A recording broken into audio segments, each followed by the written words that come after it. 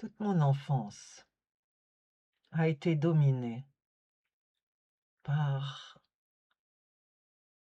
l'image, l'image imposante du château de Crussol. Crussol qui dominait Valence et que l'on peut voir de partout dans la ville en regardant de l'autre côté. Et si vous faites des recherches, vous voyez que ce château est très ancien. C'est une forteresse médiévale du début du XIIe siècle, située sur la commune de Saint-Péray, dans le département de l'Ardèche, en région Auvergne-Rhône-Alpes. Mais il domine la ville de Valence, dans la Drôme. Il a été construit sur une hauteur qui dominait la vallée du Rhône et qui se dresse sur ce qui fut autrefois un important axe de communication fluviale et sur le chemin de Saint-Jacques-de-Compostelle.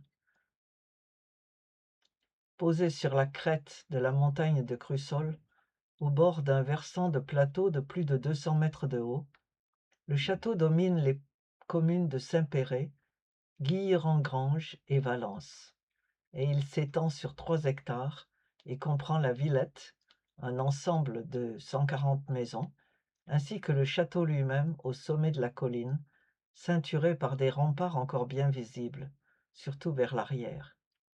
Cette véritable forteresse, dressée sur un éperon rocheux dominant la plaine rhodanienne, contrôlait une voie de communication très fréquentée depuis la plus haute Antiquité. Nous savons que cette montagne est occupée depuis l'époque romaine, où un temple avait été édifié pour honorer Mars, le dieu de la guerre. Un premier ensemble fortifié a été construit pendant le Ve siècle, mais abandonné quelques siècles plus tard, pour le site actuel, plus au nord. La première mention d'un château apparaît dans le cartulaire de Saint-Chaffre du Monastier, Haute-Loire, mentionnant alors un donjon, une palissade en matière périssable, ainsi qu'un petit bourg accolé.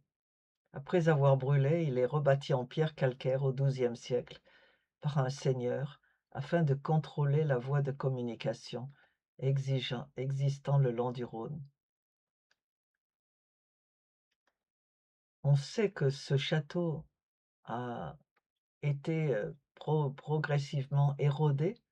En 1952, par exemple, la foudre a détruit une partie de l'échauguette restante. La commune de Guilherand-Granges a acheté les ruines en 1984, mais le site est situé sur la commune de Saint-Péray. Et la communauté de communes Rhône-Crussol travaille actuellement à la réhabilitation du site. Crussol peut être en ruine, mais cette muraille, ce château majestueux parle de l'histoire. Il parle d'un point important de la vallée du Rhône. Et pour moi, valentinoise, il a toujours symbolisé